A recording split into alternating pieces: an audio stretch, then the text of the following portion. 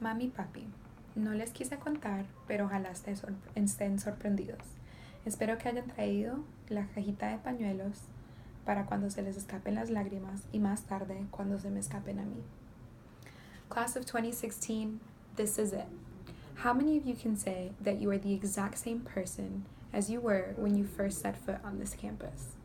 Were you able to keep those relationships with your freshman floor mates you met in the residential colleges? Or did you manage to keep off those freshmen 15? They say college is a time to find yourself. But if you're anything like me, you're probably worried that soon you'll be a University of Miami graduate who still has no clear notion of who they are.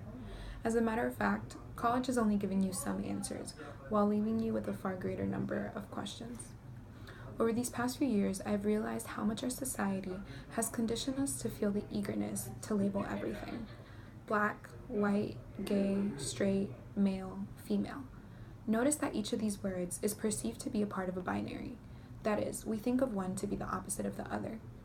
Using words in this way implies that one is dominant over the other, but what about everybody else? Latino, Native American, Asian, bisexual, fluid, gender nonconforming, and trans. We inherently see these words as a complication to the labels we originally learned.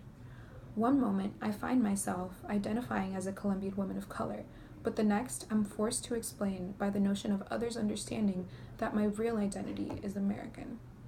If there's one thing that I've learned, it's that our identity is ever-changing, and while that change is natural, as students, we can work to change that which we do not like. Our class was able to identify that which was complicating the UM student experience, and they did something about it.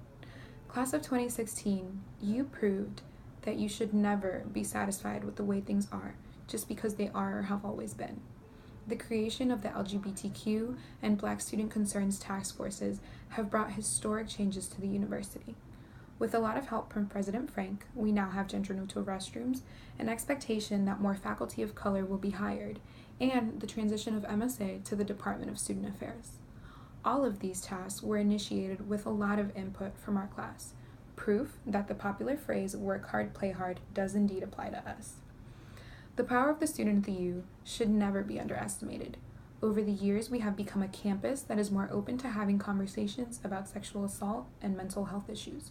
We have been given the resources to be resilient and to work hard to accomplish dreams to better our community, our country, and the world.